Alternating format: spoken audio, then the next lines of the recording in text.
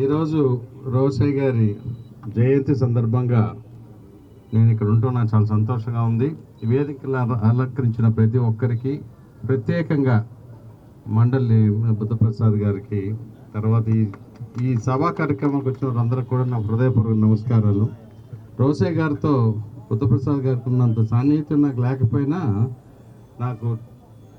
నేను గౌరవించే ఈ మధ్య రాజకీయ నాయకులు, అంటే ఈ మధ్య అంటే ఒక 2 జనరేషన్స్ ముందు అయినప్పటికి కూడా ఇప్పటికి కూడా నేను ఆయన అసెంబ్లీలో స్పీచ్లు వింటూ ఉంటా, ఐప్యాడ్లో రెగ్యులర్గా.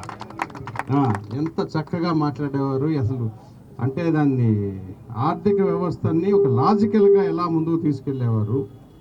డెఫిసిట్ ఫైనాన్స్ లేకుండా ఈరోజు ఆ రోజు ఆయన నిలబెట్టిన విత్తనం ఏదేశారో, కానీ వాటన్నిటికీ కూడా పనికి రాకుండా ఈరోజు మన రాష్ట్ర ఆర్థిక వ్యవస్థ జరిగింది. ఇందాక మీరు ఇప్పుడు నిలబడి ఉందన్నారు, కానీ నిలబడి లేదండి. ఇందాక రమేష్ గారు మా నాయకుడు అంటే మీ నాయకుడు కాదు, ఆయన మన అందరికీ నాయకుడు అని డెఫినెట్గా. ఓకే,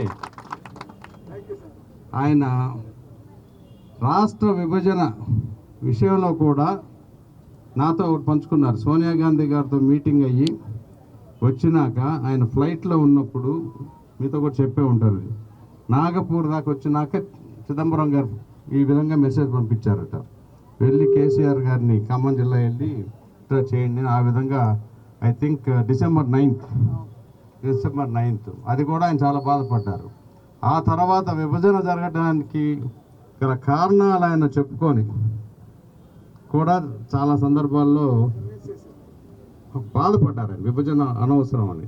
నేను చాలాసార్లు వెళ్తుండేవాడిని ఆ ధర్మకరం రోడ్లో ఇంటికి, ఆయన దగ్గరికి. చాలా గొప్ప వ్యక్తి, సుదీర్ఘంగా 17 సంవత్సరాలు ఆర్థిక మంత్రి చేయటం ఆంధ్రప్రదేశ్లో.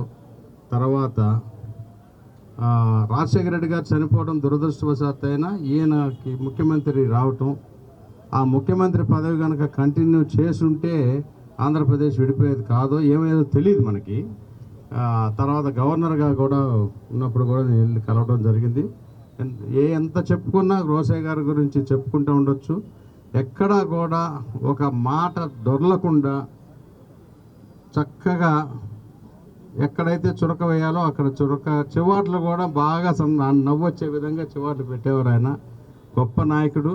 మనం అక్కడి నుంచి అలాంటి వారి దగ్గర నుంచి ఇప్పుడు భావితరానికి కాకుండా వర్తమానంలో కూడా కొంతమందికి అది ఇప్పుడు 90% ఎమ్మెల్యేలు కనీసం ఆయన కొన్ని క్లిప్పింగ్స్ అన్నా చూసుకుంటే కొంతన్నా నేర్చుకుంటారని చెప్పి నా ఉద్దేశం. డెఫినెట్గా ఈరోజు ఈ కార్యక్రమం పెట్టినందుకు నేను పక్కన బుద్ధప్రసాద్ గారితో చెప్తున్నాను, నిజానికి రోసయ్య గారి విగ్రహావిష్కరణ కార్యక్రమం ఇంకా గొప్పగా చేయవలసిన అవసరం ఉంది. మరొక్కసారి చేయండి, మేము స్పాన్సర్ చేస్తాం. ఆయన మీ నాయకుడు కాదు, మా అందరి నాయకుడే. అందరం కలిసి చేద్దాం. ఇంకా గొప్పగా ఒక టౌన్ హాల్ మీటింగ్ పెడితే కూడా ఇంకా పెద్దవాళ్ళు అందరూ 4 రకాలుగా మాట్లాడుతుంటారు. ఇది చాలా అవసరం మనం ఈ నాయకుల్ని. Thank you. ఈ అవకాశం నాకు ఇచ్చినందుకు చాలా సంతోషం. నేను ఎప్పుడు సరదాగా రోసయ్య గారనే పిలుస్తాను నేను, కొనజేటి వారని. Thank you. నమస్కారం అండి.